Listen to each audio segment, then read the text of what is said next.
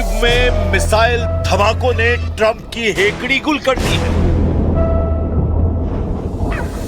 Dubai में फट रहे शाही ड्रोन प्रिंस सलमान का कलेजा कमा रहे हैं। तुर्की में ईरानी मिसाइल धमाकों ने एर्दोआन की अकड़ निकाल दी है। 10,000 राउंड हमलों के बाद युद्ध में ईरान हावी हो गया है।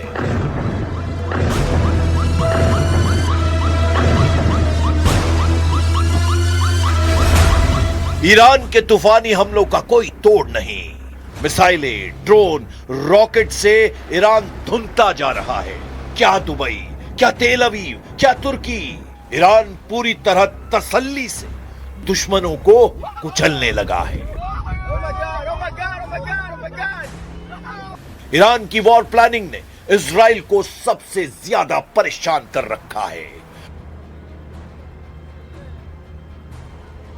ट्रंप और नेतन्याहू ये समझ ही नहीं पा रहे हैं कि किस हथियार से ईरान पर काबू पाया जाए। ईरान ने बताया है कि तेल अवीव के दक्षिण में हेला सैटेलाइट कम्युनिकेशन सेंटर और वीर याकूब, वेस्ट यरूशलेम और हाइफा की मिलिट्री साइट्स पर भयानक हमला किया गया है।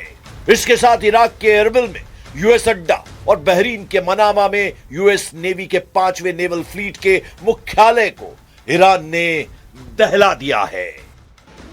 हमले की धार तेज हो रही है। मिसाइलों का वजन बढ़ता जा रहा है। 1 टन बारूद के साथ फट रही मिसाइलें भारी उलटफेर कर रही हैं। हार के बढ़ते प्रेशर के बीच नेतन्याहू ने हथियारों का प्रोडक्शन बढ़ाने का ऑर्डर दे दिया है। उन्होंने अपने वॉर बजट को बदल डाला है। इजरायली बजट बढ़ता जा रहा है। יש כאן אבל אחד גדול, זה עולה כסף, הרבה כסף, ולכן אנחנו נדרשים לתת תקציב מיוחד במהלך המלחמה עם עשרות מיליארדי שקלים כדי לעזור לתקציב הביטחון למאמץ המלחמתי. אני שמח ששר האוצר נרתם למשימה החשובה הזאת. ईरान ने युद्ध के इतने फ्रंट एक्टिव कर दिए हैं कि अमेरिका, इजराइल उलझ गए हैं। अमेरिका एक खाड़ी देश को बचाने जाता है तो ईरान दूसरे देश को दहला दे रहा है। इजराइल लेबनान में जितने हमले कर रहा है, ईरान उसका बदला तेल अवीव पर मिसाइलें फोड़कर ले रहा है। विस्फोटक युद्ध में खाड़ी देशों को ईरान सबसे सख्त सजा दे रहा है। सऊदी अरब में ईरान के ड्रोन और बैलिस्टिक मिसाइलों ने प्रिंस सुल्तान एयरबेस को फिर से दहला दिया है। कतर की डिफेंस मिनिस्ट्री ने जानकारी दी है कि अमेरिका के सैन्य अड्डों पर हमले जारी हैं। संयुक्त अरब अमीरात पर ईरान ने 26 ड्रोन फायर करके तहलका मचा दिया है। अबू धाबी की सबसे बड़ी तेल रिफाइनरी को ईरान ने निशाना बनाया है। ईरान की न्यूज एजेंसी फार्स और मेहर के मुताबिक रेवोल्यूशनरी गार्ड्स ने कुवैत में यूएस अड्डों पर बारूद बरसाए हैं। ईरान ने हॉर्मुज स्ट्रेट में ब्रिटिश कार्गो जहाज बम धमाकों से उड़ा दिया है। ईरान देश के बाहर और अंदर दोनों खतरों पर पैनी नजर बनाए हुए है। नए सुप्रीम लीडर मुश्तबा खामनेई ने जब से कमांड देनी शुरू की है, लड़ाई संगीन हो चुकी है। मुश्तबा खामनेई ने देश में छिपे अमेरिका, इजराइल के एजेंट के डेथ वारंट पर दस्तखत कर दिए हैं। ईरान में अब अगर कोई प्रदर्शन भड़का तो उसके बाद क्या होगा, उसे जान लीजिए।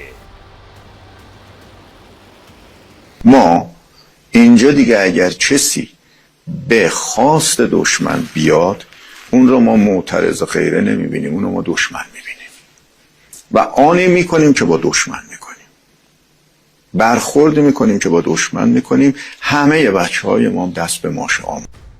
मुश्तबा खामनेई खूंखार मूड में है। उन्हें सुप्रीम लीडर का बदला लेना है। ताज्जुब की बात यह है कि अब तक अमेरिका और इजराइल को मुश्तबा की कोई डिटेल हाथ नहीं लगी है। मतलब वो कहां है, कैसे वो वॉर कंट्रोल कर रहे हैं। मुश्तबा खामनेई को ईरान का नया सुप्रीम लीडर बनाने का ऐलान हो चुका है, लेकिन युद्ध भड़कने के बाद से मुश्तबा की कोई तस्वीर या फिर वीडियो रिलीज नहीं किया गया है। मुश्तबा खामनेई तेहरान में है या मशहद की किसी सीक्रेट लोकेशन पर, यह भी ट्रंप, नेतन्याहू पता नहीं लगा पाए हैं। मुश्तबा खामनेई रेवोल्यूशनरी लड़ाकों के कमांडरों को किस वॉर रूम से ऑर्डर दे रहे हैं, यह भी कोई नहीं जानता है। मुस्तफा खामनेई का एक मैसेज जो ट्रंप नेतन्याहू को भेजा गया है वो एटमी हथियारों की धमकी वाला है। चाइना न्यूज के मुताबिक नए सुप्रीम लीडर ने सभी परमाणु समझौते तोड़ दिए हैं। मतलब ईरान अब किसी भी इंटरनेशनल एटमी एग्रीमेंट को नहीं मानेगा। मुस्तफा खामनेई ने एटमी हथियारों पर किसी से भी बातचीत के लिए सीधे नो कह दिया है, जिसके मायने हैं कि ईरान एटम बमों के धमाकों के लिए रेडी है। इसी खतरे को देखते हुए ट्रंप ने युद्ध में महाविनाशकारी जंगी लड़ाके की तैनाती के सिग्नल दिए हैं। यह ट्रंप का B-21 रेडार बॉम्बर है। दुनिया का कोई भी रडार इसे ट्रैक नहीं कर सकता है। अमेरिका से उड़कर बिना कहीं रुके दुनिया के किसी भी कोने में हमला करके वापस अपने बेस पर लौट सकता है। कैलिफोर्निया के मोजावे रेगिस्तान के ऊपर टेस्टिंग B-21 रेडार बॉम्बर में KC-135R से रिफ्यूल की टेस्टिंग की गई है। B-21 दुनिया का पहला 6ठी पीढ़ी का बम वर्षक है।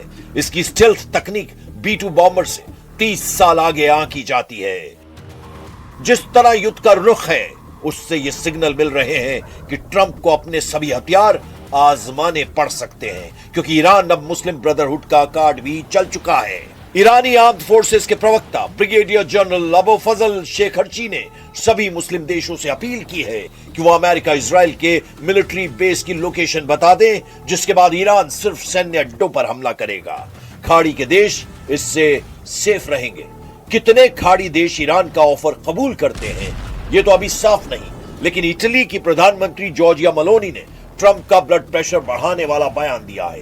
मेलोनी ने ईरान में हुए नरसंहार की निंदा कर दी है। Intendiamo anche far sentire la nostra voce affinché nel perdurare delle azioni militari di Stati Uniti e Israele volte a neutralizzare la capacità bellica iraniana venga preservata l'incolumità dei civili a partire dai bambini. Per questo a nome del Governo esprimo ferma condanna per la strage delle bambine avvenuta nella scuola di Minab nel sud dell'Iran, la solidarietà ai familiari delle giovanissime vittime e la richiesta che si accertino rapidamente le responsabilità di questa tragedia. America के साथ युद्ध में हर बार साथ देने वाले यूरोपीय देश इस बार कन्नी काट रहे हैं। ट्रंप कई बार यूरोपीय देशों से नाराजगी जाहिर कर चुके हैं, लेकिन एलानिया तौर पर नाटो मेंबर भी ईरान युद्ध का जोखिम मोल लेना नहीं चाह रहे, क्योंकि जैसे ही नाटो सेना ईरान के खिलाफ आई, यूरोप में पुतिन का प्लान एक्टिव हो सकता है। 4 साल से यूरोप को सबक सिखाने का इंतजार कर रहे पुतिन मौका मिलने पर यूरोप का घमंड चकनाचूर करने का ऐलान पहले ही कर चुके हैं।